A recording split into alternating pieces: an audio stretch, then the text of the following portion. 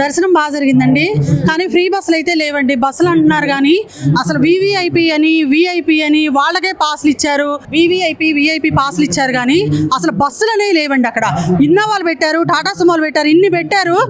మేము 300 రూపాయలు టికెట్ తీసుకున్నాం కానీ మాకు ఎక్కడానికి బస్సులు లేవు. ఎలా రావాలి? నడుచుకుంటూ రావాలా కింద నుంచి?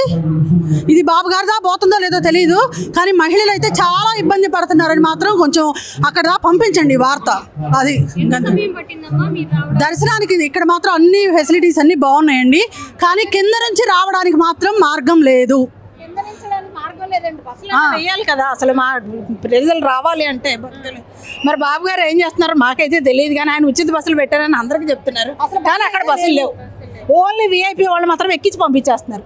అంత మిగతా వాళ్ళందరూ ఖాళీగా నడుచుకొని వెళ్ళండి అని చెప్తున్నారు. ఇన్నోవాలు ఏ 10 ఉన్నాయి, 10, 15 ఉన్నాయి. మాకు ఉచిత బస్సులకైతే ఒక్క బస్సు లేదు అక్కడ. మేము గంట సేపు వెయిట్ చేసాం కింద. ఇక్కడ దర్శనానికి మాత్రం 10 నిమిషాలు 20 నిమిషాల్లో దర్శనం అయిపోతుంది. 300 రూపాయల టికెట్ ఎందుకు ఇచ్చారండి కింద? మీ దగ్గర బస్సులు లేనప్పుడు మీరు కింద 300 రూపాయల టికెట్ ఎందుకు ఇచ్చారు? పెట్టకూడదు. మీరు వెళ్ళిపోండి, నడుచుకుంటూ వెళ్ళిపోండి అని చెప్పాలి. అసలు ఎవరున్నారండి అక్కడ?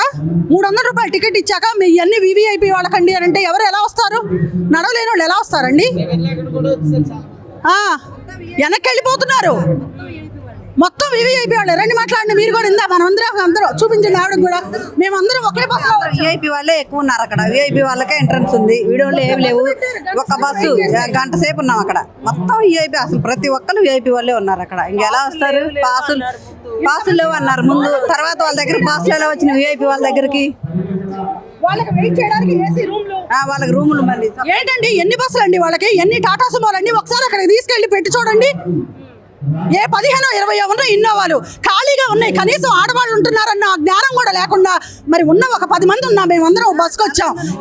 రెండు ఇన్నోవాలు పడిపోతాయి, సరిపోతాయి మాకు. ఎందుకు పంపించలే? బస్సు వచ్చిందాక వెయిట్ చేయమన్నారు. ఏ బస్సు? ఒక్క బస్సా అండి? విజయవాడ మొత్తానికి ఒక్క బస్సేనా? నవోదయ వాళ్ళు స్పాన్సర్. అది కూడా మీకంటూ లేదా? గుడి తరపున ఏం లేవా? ఉచిత బస్సులు లేవా? ఏం చేశారు ఇవన్నీ? వాళ్ళకి మాత్రం స్పెషల్గా ఒక ఏసీ రూమ్లో కేటాయించి వాళ్ళు లోపల నుంచి బస్సు వచ్చి నిలబడ్డాక అప్పుడు రూమ్లో నుంచి వస్తారా వాళ్ళు? వివిఐపి వాళ్ళు. మేము మనుషులం కాదా? అసలు 300 రూపాయల టికెట్ ఎత్తేయండి. అసలు బస్సులు ఎత్తేయండి, వివిఐపి వాళ్ళు ఎత్తేయండి, మొత్తం ఎత్తేయండి. అందరినీ ఒకటి అందరు నడుచుకుంటూ వస్తారు.